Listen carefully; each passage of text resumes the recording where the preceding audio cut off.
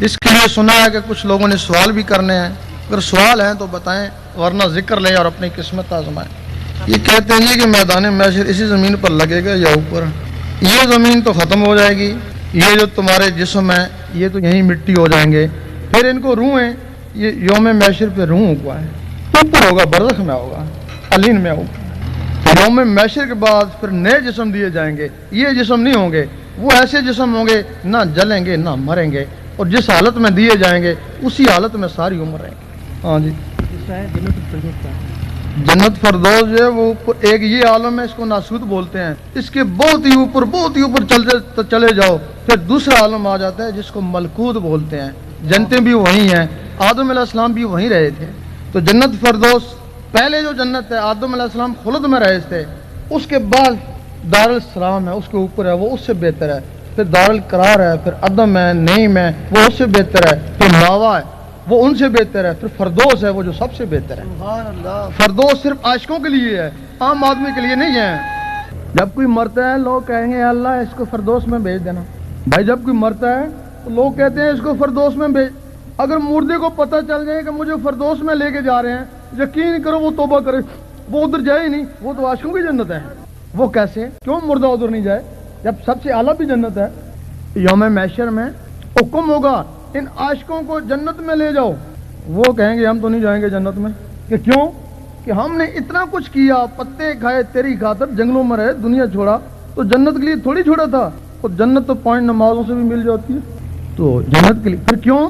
تیرے لیے ملے گا، میں بھی تو جنت میں ہی ملوں گا نا، تیرا دیدار، کیونکہ ان کو یہاں جو دیدار ہوتا رہا اس میں واسطہ تھا، وہاں جو دیدار ہوگا وہ بغیر واسطے کے ہوگا، اور اس بغیر واسطے کے دیدار کو وہ ترس رہے ہیں، کیونکہ یہاں جو ٹی وی پہ دیکھتے ہیں نقل ہوتی ہے نا، اصل اوپر ہے نا، چاہتا ہے دل اس کو بھی دیکھیں جو اصل ہے۔ حکم ہوگا دیدار بھی تو جنت میں ہوگا نا، اگر یہاں دیدار دیا تو یہ سارے ہی مر جائیں گے، وہ کہیں گے ہمیں اس سے مطلب نہیں ہے۔ فضیل بن ایاز سب سے زیادہ اکڑ باز ہیں، وہ کہیں گے ہم نہیں جائیں گے، ہمیں اس سے مطلب نہیں ہے۔ پھر فرشتوں کو حکم ہوگا کہ ان کو رسوں سے باندھ کے جنت میں لے جاؤ، پھر نوری رسوں سے باندھ کے گھسیٹتے ہوئے ان کو فردوس میں لے جائیں گے۔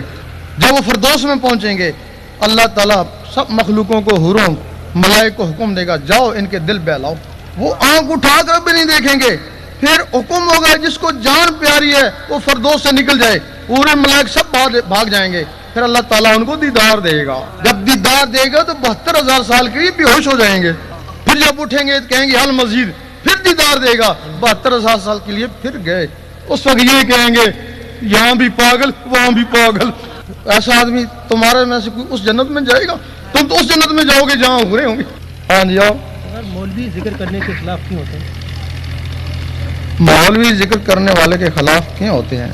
یہ ازلی دشمنی ہے ان کی، جو بھی درویش آئے مولوی نے ان کے اوپر فتوے لگائے، غوث پاک کو بھی انہوں نے نہیں چھوڑا، حضرت امام حسین رضی اللہ تعالیٰ کی جو شہادت کا سبب ہے یہ انہی کے فتوے ہیں نا، انہی کے فتوے نے ان کی شہادت کا سبب۔ اب جو شیطان ہے یہ دین اسلام کے 2 پر ہیں، ظاہر اور باطن، شریعت اور طریقت، دل اور زبان۔ اب شیطان کیا کرتا ہے؟ وہ شریعت والوں کو روکتا ہے کہ تو نے نماز پڑھ لی، یہ بھی تو ذکر ہے نا، وہ ان کو روک دیتا ہے ذکر سے، اور ذکر والوں کو کہتا ہے کہ تو نے ذکر کر لیا، نماز میں کیا رکھا ہے؟ ان کو نماز سے روکتا ہے، ان کو ذکر سے روکتا ہے۔ وہ یہی بڑبڑا رہے ہیں نا ایک پر سے، زیادہ مسجدوں کے چکر لگا رہے ہیں نا، اور وہ جنہوں نے نمازیں چھوڑ دی وہ جنگلوں کے چکر لگا رہے ہیں نا۔ رب کو تو انہوں نے پایا جنہوں نے نمازیں بھی پڑھی اور ذکر بھی کیا، جنہوں نے زبانوں کو بھی پاک کیا اور دلوں کو بھی صاف کیا۔ یہ کہتے ہیں کہ روح اوپر چلی گئی تو قبر میں عذاب مردے کو کیسے ہوتا ہے؟ یہ جو مخلوقیں ہیں جن کا میں نے ذکر کیا یہ قبر میں رہتی ہیں، یہ جو عذاب ہوتا ہے یہ ان کو ہوتا ہے، یہ بھی ان کی معاون ہے۔